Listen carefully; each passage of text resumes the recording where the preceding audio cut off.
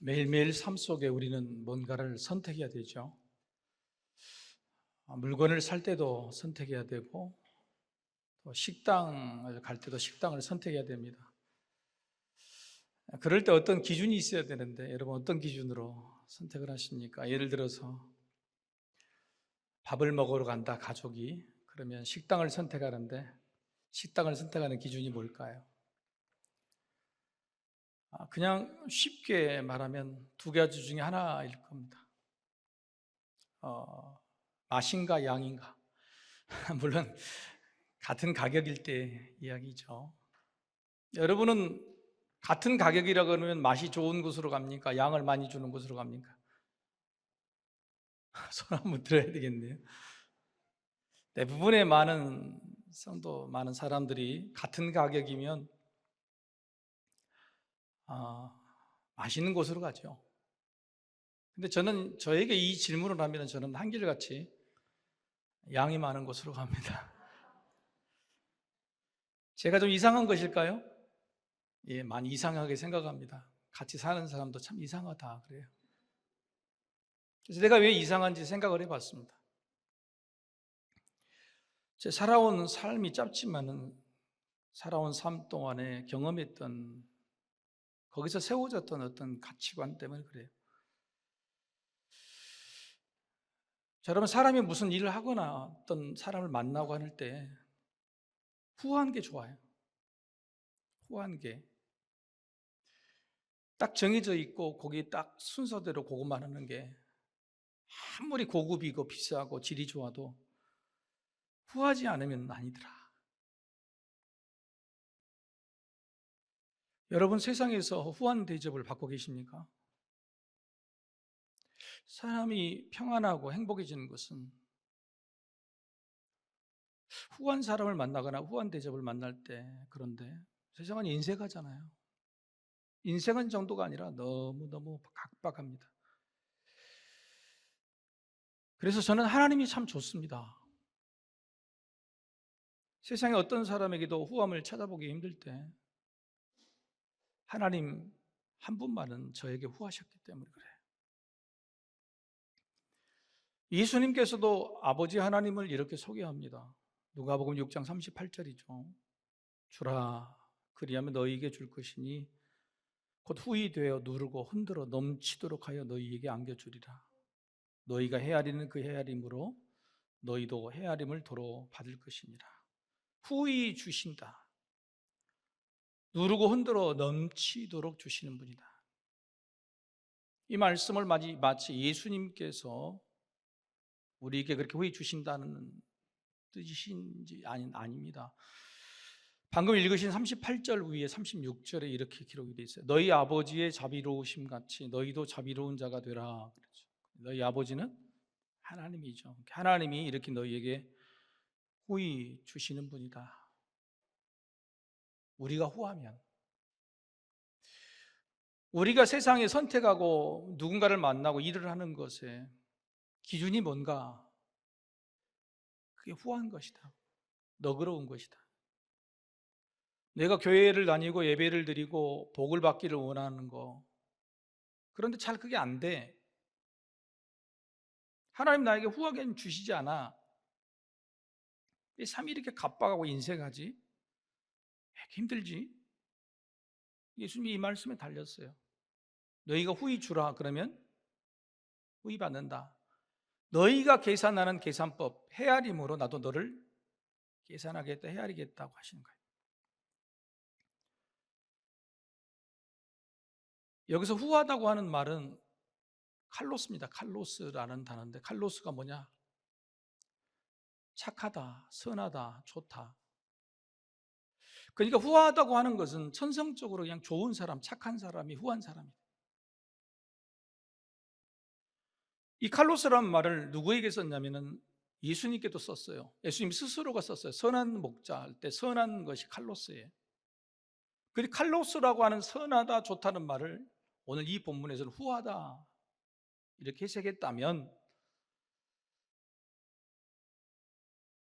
선하고 착한 사람은 후한 사람이다. 후한 대접을 하는 사람은요, 이 말씀에 따르면 천성적으로 이타적인 사람입니다. 이기적이면 후할 수가 없습니다. 그러니까 나의 것보다 남의 것을 먼저 생각하는 마음이 기본적으로 있어야 남을 후한 대접 넘치게 줄 수 있다고 하는 거예요. 여러분, 믿음이 뭘까요? 믿음이 좀 자라나야 되잖아요. 성장해야 되잖아요.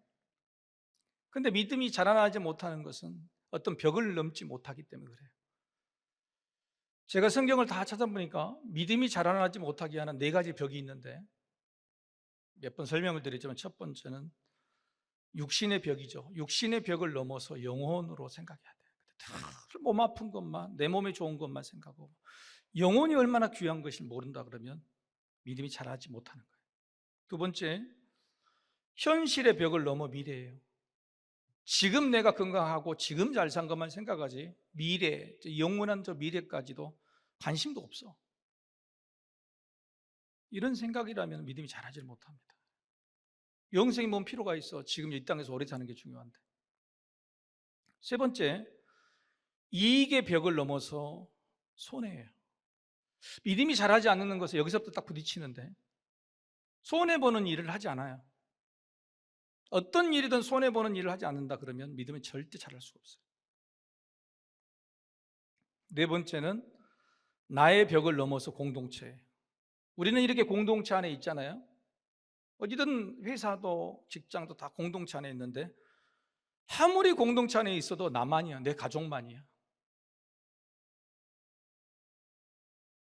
이 4가지를 넘지 못하면 믿음은 자라지 않습니다. 그런데 이 4가지 공통적인 걸림돌이 뭐냐면 나 자신이야, 나 자신. 이기심, 이기주의, 나 중심의 생각을 넘어야 가능한 일이다. 믿음이라는 게 참 단순하고 분명한데 어렵기도 한 거예요. 그래서 예수님이 뭐라 그랬냐면, 나를 따르려면 자기 십자가를 지으라 그랬죠. 그런데 자기 십자가를 지는 것보다 먼저 해라는 게 있었어요. 그게 뭘까요? 자기를 부인하고 네 십자가를 지고 나를 따르라. 예수님을 따라가는 것이 믿음인데, 믿음이라는 것은 자기 십자가예요. 손해보는 일이에요. 손해보고 공동체를 위해서 희생하는 거고, 지금은 아니라도 미래를 향해서 걷히고 건드리는 건데, 그걸 어떻게 할 수 있냐면은 나를 부인해야 된다. 자기를 부인하는 일, 나를 넘어서는 일, 그래서 이기적에서 이타적이 되는 일, 이걸 쉽게 말하면 그냥 선한 목자, 후하신 목자, 후한 사람이 되는 거예요. 여러분, 집에서 같이 살고 있는 사람이 후한 사람이라면 얼마나 좋겠어요. 그죠? 근데 후하지 않고 좀 밴딩이 소갈딱지고 뭐 간섭하고 그러면 어떻게 인생이 힘들어. 내 주변에 내가 행복한 이유가 뭐냐면 내 주변에 후한 사람이 많아야 돼. 후한 사람이. 그러면 인생이 행복해지는 건데 후한 사람이 없어. 그리고 아무리 성공하고 아무리 잘 살고 건강해도 힘들어. 내 가족이 왜 행복하지 않을까? 내 자녀들이 왜 집에 와서 평안함을 못 누릴까? 부모가 후하지 않기 때문에. 후하지 않기 때문에. 오늘 본문의 주인공은 다윗 왕입니다. 다윗 왕에 대한 인생의 평가는 뭐냐면은 하나님의 마음에 합한 사람이다 그랬어요. 하나님의 마음에 딱 들어맞는 사람이 다윗이었다. 근데 이것을 누가 이렇게 평가를 했을까? 세상의 교회를 전파한 사도 바울이 평가를 했어요. 사도 바울이 안디옥 교회에서 처음으로 1차 선교 여행을 갑니다. 처음 선교를 떠나고 처음 선교지가 어디냐면은 비시디아 안디옥이라는 곳이 첫 번째 복음을 전하는 첫 번째 복음 전파의 말 속에 이렇게 다윗의 이야기를 해요. 사도행전 18장 21절에서 23절이죠. 제가 읽어볼게요. 그 후에 그들이 왕을 구하거늘 하나님이 베냐민 지파 사람 기스의 아들 사울을 40년간 주셨다가 패하시고 다윗을 왕으로 세우시고 증언하여 이르시되 내가 이새의 아들 다윗을 만나니 내 마음에 맞는 사람이라 내 뜻을 다 이루리라 하시더니 하나님이 약속하신 대로 이 사람의 후손에서 이스라엘을 위하여 구주를 세우셨으니 곧 예수라. 여러분, 이게 하나님의 증언이에요. 다윗을 언제 만났냐? 여러분, 다윗이 40, 50대에서 믿음이 좋아지고 인생에 살만할 때 만났습니까? 아니면 다윗을 이제 청년 때 만나, 기름 부을 때 만나서 하신 말씀이에요? 청년 때 하신 말씀이에요. 청년 때 막 만날 때 내가 딱 만나보니 저 청년 15살의 다윗이 내 마음에 딱 맞다. 그래서 저 사람을 통해서 내 뜻을 이룰 것이다. 그 뜻 중에 하나가 예수님이 그 가문에서 태어나게 하신 거란 말이에요. 하나님은 다윗을 통해서 이루시고자 하는 하나님의 나라가 있었어요. 그런데 그 나라가 어떤 나라냐? 지난 주일에 여러분 말씀 기억나세요? 나시죠? 그죠?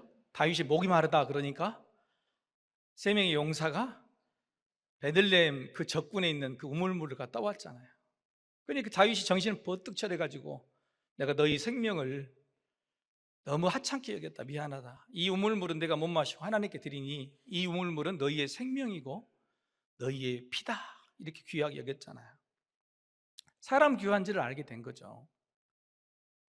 하나님이 만들어 가시는 나라는 뭐냐면 함께 만드는 나라예요. 함께 만드는. 하나님과 함께 만들고 백성들과 함께 만드는 하나님의 나라였어요. 저는 성경에서 늘 궁금한 것들을 찾아서 연구를 하고 고민해요. 여러분 혹시 이런 고민, 궁금증 없으셨어요? 왜 하나님이 다윗을 15살 청년 시절에 기름을 부어놓고 30살이 돼서 왕으로 세웠을까요? 30살 동안 훈련을 열심히 시키시고 30살에 갑자기 나타나셔서 네가 왕이다 그러고 왕을 세웠으면 사울 왕에 쫓기지도 안 하고 고생도 덜 하고, 그런데 왜 15년 전에 미리 그렇게 네 왕이다 해놓고 15년 동안 고생 엄청나게 시키고 30살이 돼서 그때야 왕이 되게 하셨을까? 여러분 궁금하지 않으세요? 안 궁금해요. 저는 늘 이게 궁금했단 말이에요. 하나님이 우리에게 약속을 해주셨어. 내가 너에게 복을 주리라. 그러면 그 말을 하지 말고 복을 줄 때 되면 말씀하시지. 복을 준다고 해놓고 10년 전에 15년 전에 말씀해놓고 15년이 지나도 안 줘. 그러면 여러분 어떤 생각이 들겠어요? 하나님이 거짓말장인가? 내가 잘못 들었나? 이와 똑같은 이야기란 말이에요. 여러분 다윗이 그 어린 나이에 하나님에게 눈두장이 들었다, 마음이 들었다고 하는 것은 블레셋 땅과 전쟁 중에서 자기 형들을 비롯해서 모든 왕들이 벌벌 떨고 있었을 때 그 어린 소년 다윗이 골리앗 앞에 나가서 하나님의 이름을 앞으로 나간 거잖아요. 여러분 이 믿음이 얼마나 훌륭해요. 그런데 이 믿음이 하나님 보시기에 개인적으로는 너무너무 좋은 믿음이지만 다른 사람들은 어떻게 했어요? 시기하는 믿음. 니 혼자 잘났다. 옆 사람한테 이야기합시다. 니 똥 굵다. 니 똥. 그것도 15살짜리가 그래요. 왕도 무시해요. 왕도 사울 왕도 무시했단 말이에요. 형들도 다 무시했어요. 하나님 보시기에는 너무너무 좋은 믿음이지만 하나님의 나라는 혼자 만들어가는 나라가 아니에요. 함께 만들어가는 나라. 그래서 그때부터 하나님이 다윗을 연단을 해야 되겠구나. 다윗이 15년 동안 왕에 오를 때까지 가장 힘든 고통은 목숨의 위협도 아닙니다. 다윗이 가장 힘들었던 건 뭐냐면 외로움이었어요. 외로움이었어요. 너무 외로웠어요. 그래서 시편의 고백들 보면은 나 혼자밖에 없다. 나 혼자밖에 없다. 너무 믿음이 좋고 독불장처럼 일을 해도요 사람이 안 따르고 외로우면 못하는 거예요. 하나님의 나라는 그렇게 만들어가는 게 아니에요. 그래서 철저하게 외롭게 만드셨어요. 세상으로부터 외면당하게 만드시고 어렵게 만드시고 잘된 것 같이 보였지만 아니었었어요. 백성들이 뭐라 그랬어요? 사울은 천천히고 다윗은 만만히. 만만이라는 사람이 보태주려면 한 사람부터 네 사람이 돼야 돼. 한 사람부터.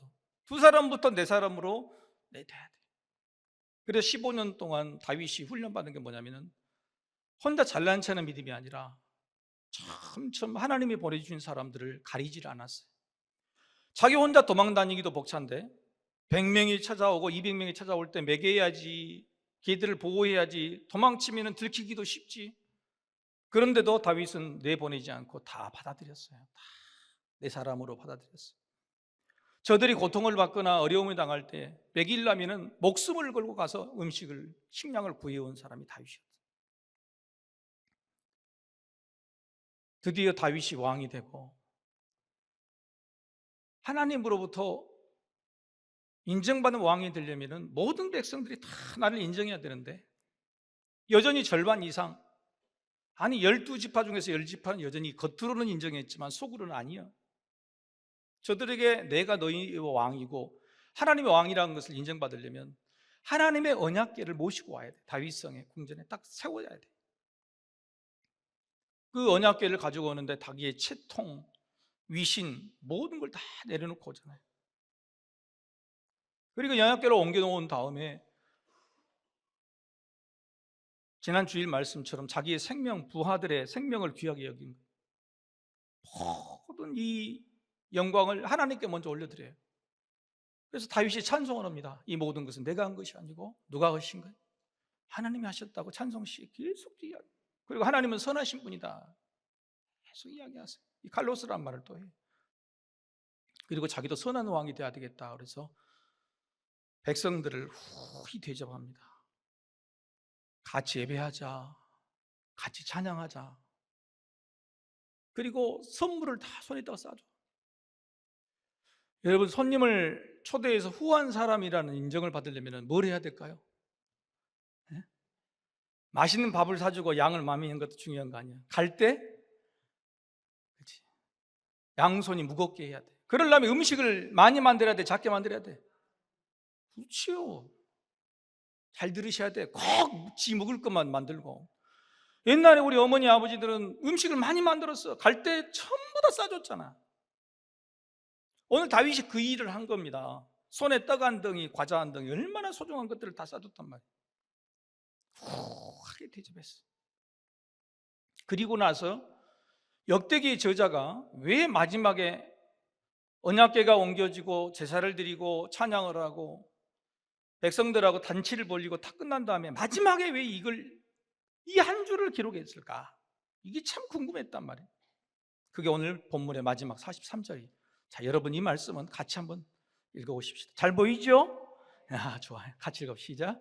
이에 뭇백성은 각각 그 집으로 돌아가고 다윗도 자기 집을 위하여 축복하려고 돌아갔더라.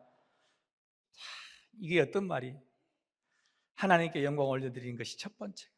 백성들을 다 대접하고 손에 선물까지 싸서 보내고, 그리고 나서 어째요? 자기 집으로 돌아가서 자기 집 식구들을 그제야 축복하려고 돌아갔다. 왜 역대기 저자는 다윗이라는 사람의 인생을 평가할 때 이렇게 평가했을까? 마지막 줄에 이걸 썼을까?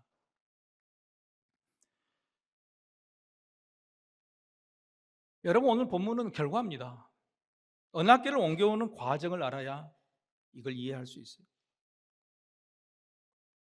다윗이 언약궤를 옮겨오려고 하는 것은 설명드렸듯이 내게 왕의 자리가 하나님께서 인정하신 자리다, 왕권의 광활하는 이기적인 욕심이 있었어요.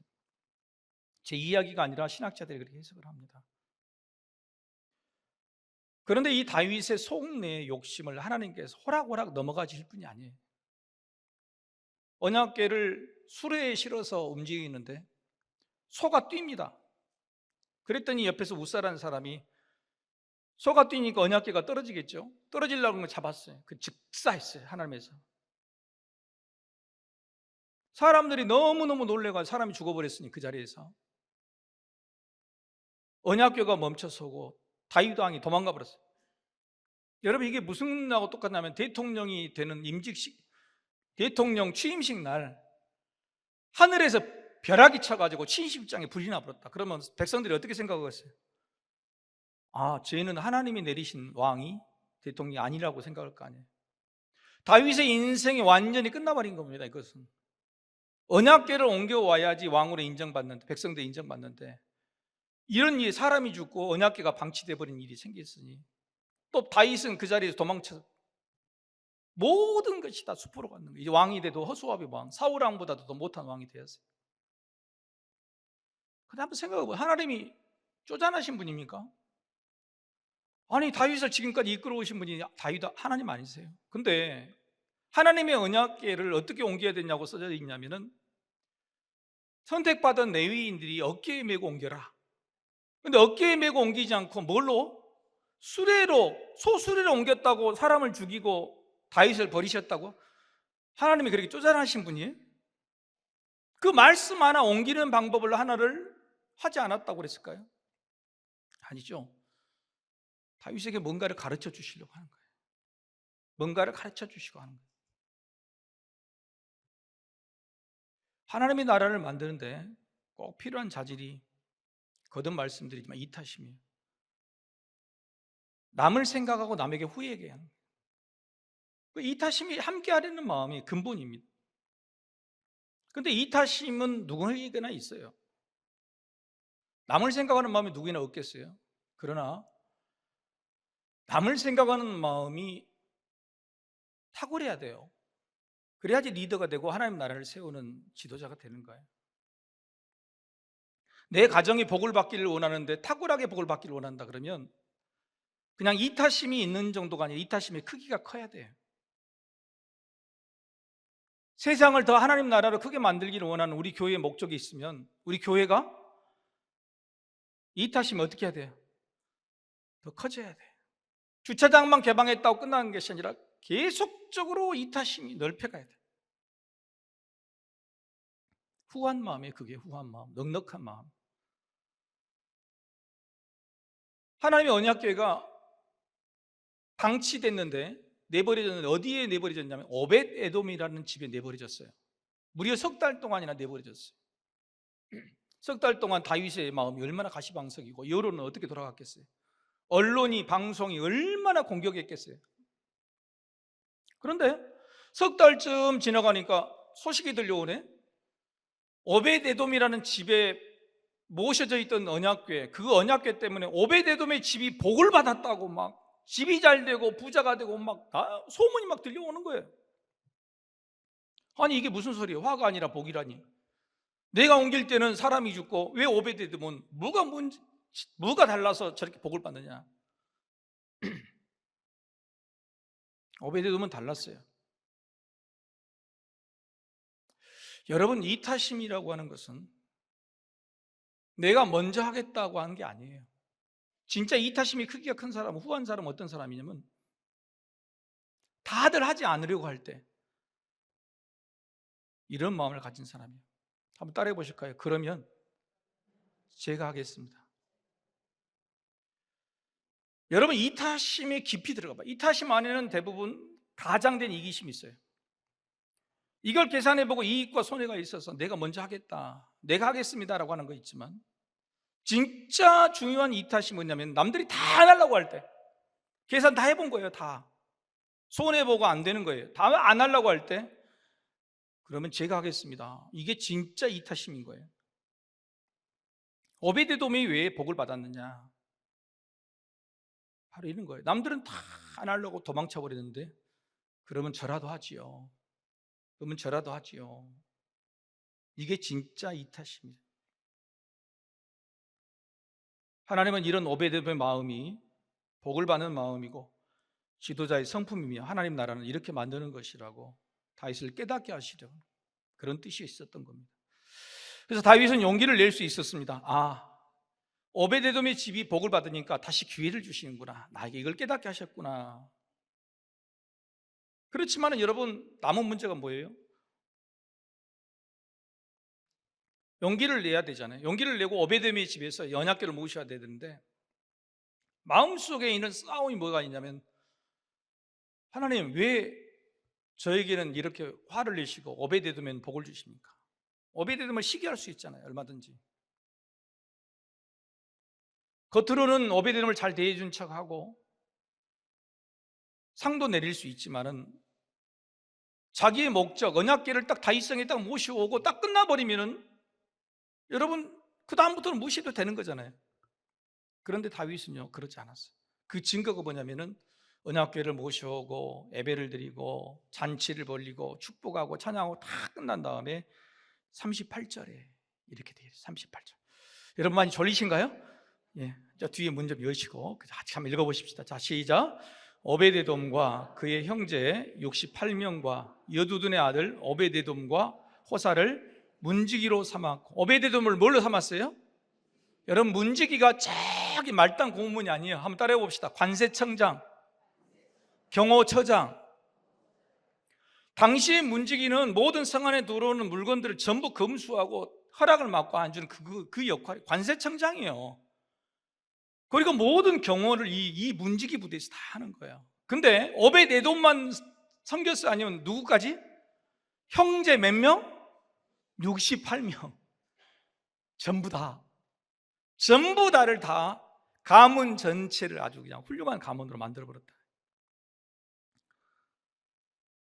다윗의 마음속에 이건 시기나 외식이 아니라 진심이었어요.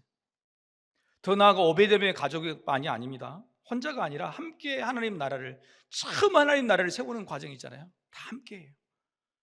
문지기를 세우고 섬기도 세우고 찬양단, 연주자, 인도자 모든 것을 자리를 배치하고 자기가 그동안 함께했던 모든 사람과 내 혼자 하는 것이 아니라 함께 만들어가는 것이다.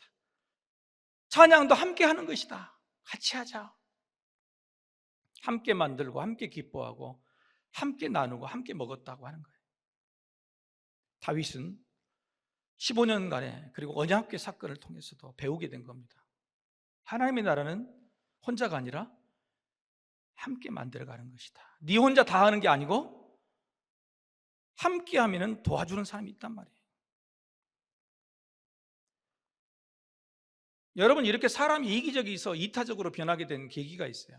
우리도 그러면 참 좋겠죠. 근데 그 계기가 뭐냐면 용서받을 때. 다윗이 자기 왕권을 강화하기 위해서 언약궤를 옮기다가 실패했잖아요. 이기심이 들통났잖아요. 근데 그럴 때에 함께 만드는 이타심을 배우게 되면서 깨닫게 된 거예요.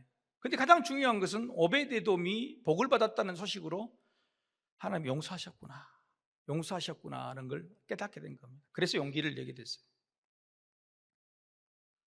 여러분, 가장 중요한 것이 뭐냐면 내가 하나님께 복을 받아야 돼. 후한 복을 받기를 원하는데, 그러려면 후한 사람, 이타심이 있는 사람이 돼야 되는데 어떻게 나의 이기적인 욕심 이것을 이타심으로 바꿀 수 있을까? 숨겨진 이기적인 위선 같은 이런 이타적으로 보이게 하는 그런 것들을 어떻게 제대로 바꿀 수 있을까? 그것은 내가 얼마나 큰 죄를 저질렀고 그리고 그 큰 죄를 예수님께서, 하나님께서 어떻게 용서해 주셨냐, 그걸 깨달을 때에 이타적이 되는 거예요. 죄들을 깨달았지만 다윗은 용서의 확신을 가졌습니다. 그래서 다시 언약궤를 옮길 힘이 있었어요. 여러분, 다윗의 믿음이 늘 이렇게 좋은 게 아닙니다. 다윗의 믿음은요, 죄를 짓지 않는 믿음이 아니에요. 요 이후에 이제 왕권이 좀 강화되는데 다윗이 또 실수를 해요. 사람이라는 것이요. 그래서 여러분, 이게 저희 오늘 나누고 싶은 것은 뭐냐면, 이기적인 사람이 이타적이 돼도 그걸 생각해 봐야 돼. 내가 복을 받지 못한 이유가 오늘 이 순간에 내가 어떤 마음을 갖고 있느냐. 다윗이 나라를 세우는 데 성공을 했어요. 다윗이 보니까 참 자랑스럽거든. 그래서 밑에 있는 부하들에게 뭐라고 그랬냐면, 백성들을 인구를 조사해라. 인구 조사는 뭐냐면은 군사 수를 계산하는 겁니다. 내가 이만큼 잘 세우고 잘 다스렸다는 것을 자랑하려고. 그랬더니 밑에 있는 요압 장군이 절대 안 됩니다. 하나님이 싫어하시는 일이고 하나님이 하실 것인데, 전쟁은 여호와께 속한 것인데 왜 그 짓을 하려고 합니까? 말래도 다윗은 고집으로 시켰어요. 그렇게 인구조사를 끄고 나니 하나님께서 노여워하셔가지고 갓 선지자를 통해서 벌을 준다고요. 다윗이 벌벌 떨지요. 다 세 가지 벌을 중에서 하나를 선택해라. 하나는 7년 동안 이 땅에 기근이 가뭄이 되는 것이고, 두 번째는 석 달 동안 네가 또 사울 왕에게 쫓기던 것처럼 적에게 쫓김을 당하는 것이고, 세 번째는 3일 동안 이 나라에 전염병이 있는 것이다. 세 개 중에 하나를 선택해라. 그럴 때 다윗이 뭐라 그러냐면, 하나님, 나 징그럽소. 내가 15년 동안 쫓겨다니고 백성들의 마음을 얻는 것도 힘든데 나는 이제 사람 손에 쫓겨다니는 거 절대 싫으니까 그냥 3일 만에 끝내주시오. 3일 동안 전염병 든 걸로 합시다.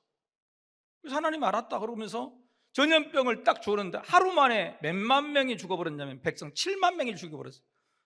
몇 명이라고요? 7만 명을 죽여버렸어요. 전염병으로. 다윗이 깜짝 놀라가지고 하나님 앞에 엎드립니다. 하루 만에. 그리고 뭐라 그러냐면 잘못했습니다. 백성들을 살리시고 나와 내 집을 죽이십시오 이야기를 해요. 이제 정신을 차리고 나와 내 집을. 처음에는 어떻게 해요? 나 쫓겨다니는 거 싫으니까 백성들은 내 몰라라 하든 말든 하십시오 했다가 그걸 보고 나서 하나님 백성들을 살려주시고 나와 내 집을 죽이십시오라고 이야기를 해요. 다윗은요 죄를 안 짓는 사람이 아니에요. 늘 이타적이고 후한 사람이 되어서 하나님이 나를 잘 만들어가는 사람이 아니고요, 시간만 되면 때가 되면 이기심으로 돌아가는 사람이. 그런데 왜 하나님은 다윗의 마음이 합했냐? 끝까지 포기하지 않으셨냐? 다윗은 하나님이 나를 용서하신다는 확신이 있었어요. 다윗이 말년에 제일 힘들었던 것은 죄책감이었어요. 하나님이 용서하셨다는 사실을 확신이 사라질 때는 너무너무 괴로워서 죽겠다 그러고 나를 용서해 주셨다는 확신이 들 때는 너무너무 감사했어요.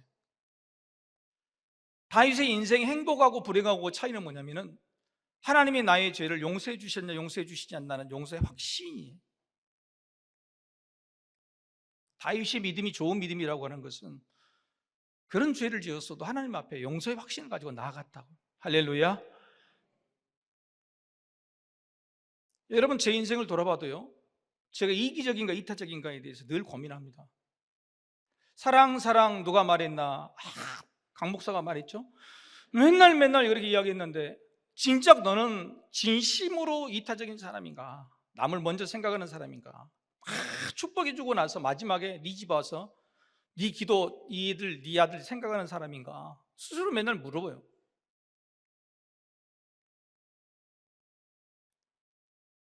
여러분 이게 나한테는 짐이에요, 짐. 여러분 마태복음 18장에 10,000달란트나 되는 죄를 용서받았잖아요, 빚을.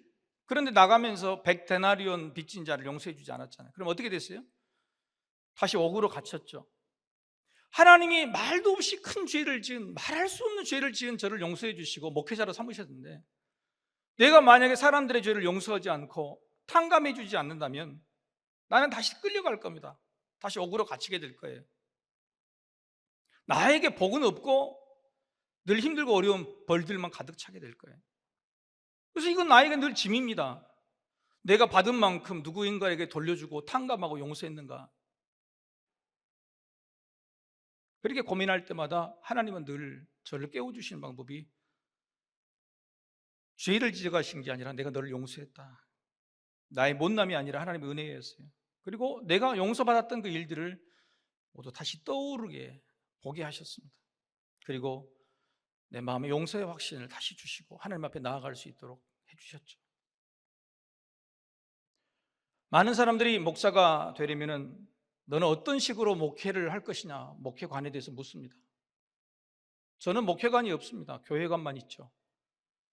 모든 목회자들은 목회를 하는 방법이 아니라 교회가 세워진 비전을 이루는 교회관이 있어야 돼요. 목사가 올 때마다 교회가 바뀌면 안 되잖아요.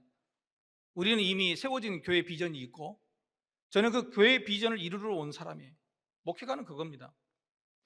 제가 만약에 그래도 네가 목회를 구체적으로 어떻게 할 것이냐, 교회 비전을 이룬다고 물어본다면 저는 두 가지예요. 첫 번째는 뭘까요? 읽어봅시다. 다시 시작. 귀지거예요. 모든 성도들이 구원받기 위해서 제가 여러분에게 나의 목회 방향이 뭐냐고 물을 때 규칙적이고 지속적이고 거룩한 습관을 해가 갈수록 하나씩 더 만들어 드리는 일이에요. 습관이 중요해요. 규칙적이고 지속적이고 거룩한 습관이에요. 그래서 만드는 것이 다돌동이에요. 형식 위선이 아니에요. 우리가 누군가를 돕는 습관들을 하나 만드는 거예요. 토요 가족 새벽 기도회예요. 가족들이 와서 찬양하는 거예요. 어떻게 보면 규칙과 습관을 해마다 하나씩 더 만들어 드리는 것이 우리의 구원을 이루고 가는 방법이라고 하는 겁니다. 또 하나 방법이 있습니다.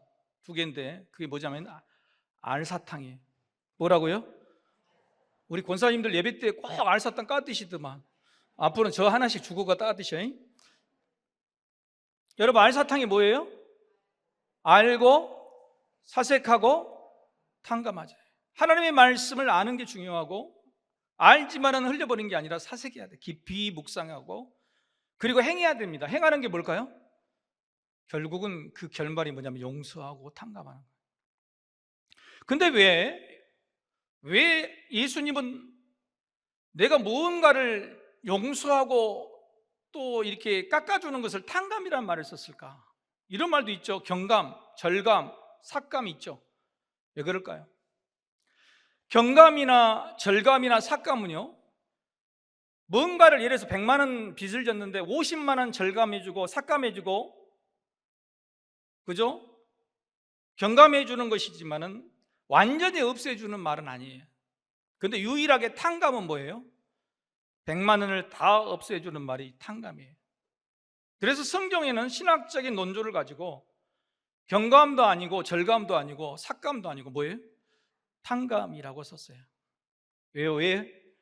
주님은 우리를 용서하시되 절감해서 용서하시는 게 아니고 삭감해서 용서하시는 게 아니고 경감해 주시는 게 아니고 뭐예요? 탕감해 주셨다. 탕감해 주셨다. 우리가 하고 있는 용서, 우리가 베풀고 있는 이타심, 우리가 베풀고 있는 후한 마음은 탕감이 아니잖아요. 경감이고 절감이고 삭감이잖아요. 그래서 그 찌꺼기가 늘 우리를 괴롭히고 다윗도 다시 이기심으로 돌아가 보게 만드는 거예요. 이만큼 깎아줬으면 됐지, 이만큼 용서했으면 됐지. 하나님께서 오늘 우리에게 요구하시는 것, 다윗에게 가르쳐 주려고 하시는 것은 뭐냐면 탕감이에요. 탕감. 너희 이기심에서 생기고자 하는 모든 것들을 다 버리고 다 용서하고 찌꺼기 하나도 두지 말고 하나님 나라는 그런 마음으로 만들어가는 거다. 남에게 후한 이타심, 바로 탕감이 우리의 구원을 지키고 이루는 실체적인 방법이니 함께 지켜가자는 말이에요. 그래서 여러분 한번 따라 읽어봅시다. 규칙과 알사탕을 딱 두 개를 합하면 이런 말이 돼요. 같이 한번 읽어볼까요? 자, 시작. 규칙적이고 지속적이고 거룩한 습관의 마지막은 탕감이란 뜻이. 이게 내가 규칙적이고 지속적이고 거룩한 습관이 뭐냐면은 일주일 딱 지나면 일요일 되면 예배 드리면 딱 머릿속에서 탕감해버려야 돼. 지난주에 행해 내가 마음속에 뭐 거침이 있고 그런 거 완벽하게 싹 잊어버려야 돼. 오늘 적당히 절감하고 경감하고 조금 삭감해주고, 그게 아니고 딱 끝내고 가야 내 가정이 하나님의 나라가 된다. 할렐루야. 내 사는 삶에 하나님의 놀라운 후히 주시고 넘치는 복들이 넘친다는 거예요. 적당히 하지 말라는 거예요. 탕감해야 돼. 깨끗하게. 어렵죠. 그래서 하나님이 저에게 베풀으셨던 그 은혜를 생각해야 돼. 여러분, 하나님은 우리에게 후하신 분이라는 사실을 동의하십니까? 진짜요? 아니, 하나님 후하시다 그러면 내가 이렇게 살 리가 없지, 내가 이렇게 아플 리가 없잖아, 내 자식이 이럴 리가 없잖아. 하나님 정말 후하시는 분일까요? 세상에 살아가면서 수많은 부모가 있는데 어떤 부모가 후한 부모냐? 여러분 질문 한번 던져봅시다.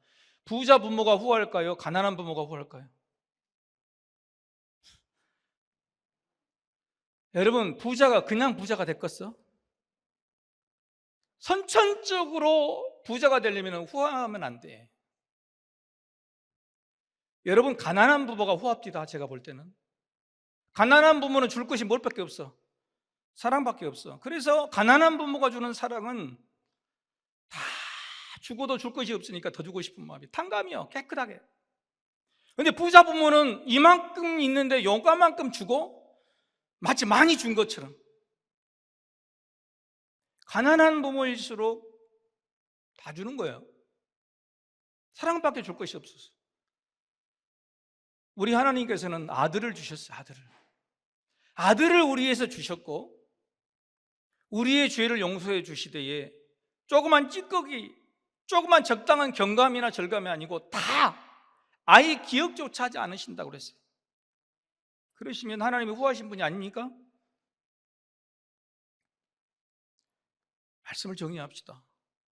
우리가 복을 받으려면, 우리가 정말 복을 받으려면 후히 주시고 넘치고 흔들어 채워 넘치는 복을 하나님께 받아야 돼요. 그 외에는 없어요.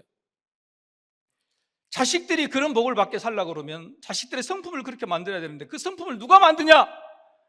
부모가 만드는 거야. 부모가 인색한 부모면, 교회가 인색한 신앙이면 자식들이 그렇게 절대 복을 받을 수가 없어요. 하나님의 용서는요, 깨끗하게 탕감해요. 용서의 세 가지 한번 읽어봅시다. 하나님의 용서 세 가지. 시작. 끝없는 용서, 모든 건 용서, 조건 없는 용서예요. 이러면 우리 하나님이 후하신 분이 아니냔 말이에요. 저는 인생을 살다 보니까요, 후회될 짓만 안 하면 참 좋겠다는 생각이 들어요. 위대한 거 후회될 짓만. 근데 후회되는 것이 있어. 지금도 너무너무 후회되는 것이 있는 게 뭐냐면은, 이왕 주는 거 부족하게 준 것이 너무 후회돼. 이왕 줄 거 제가 좀 후하게 줄 것인데, 주긴 주되 베푸긴 베푸되 짜고 인색하게 죽었던 것이 너무너무 후회가 돼요. 왜 내가 그랬을까? 여러분, 인생이 잘나고 큰 공적이 있어서 가는 게 아니고 후회는 없어야 될 거 아닙니까? 다윗이 하나님 마음에 합했다고 그런 것은 후회가 없으셨어요. 사울은 후회하셨어요. 다윗은 배워가는 겁니다. 인생을 살 때 이타적으로 살아라. 좀 후하게 살아라. 여러분, 후하게 살라는 것은 우리에게 의무가 아니고, 네가 후하게 살면 내가 후하게 돌려줄 것이라고 하는 말씀. 하나님의 후한 사랑을 깨닫고 우리도 후한 사랑을 좀 해서 후회 없는 인생이 되기를 소망합니다. 우리 마지막으로 이 말씀 같이 읽고 다 함께 찬양하겠습니다. 누가복음 6장 38절, 아까 읽으신 말씀 같이 읽겠습니다. 시작. 주라, 그리하면 너희에게 줄 것이니 곧 후히 되어 누르고 흔들어 넘치도록 하여 너희에게 안겨주리라. 너희가 헤아리는 그 헤아림으로 너희도 헤아림을 도로 받을 것이니라. 아멘. 다 같이 일어나셔서 우리 하나님을 찬양하겠습니다.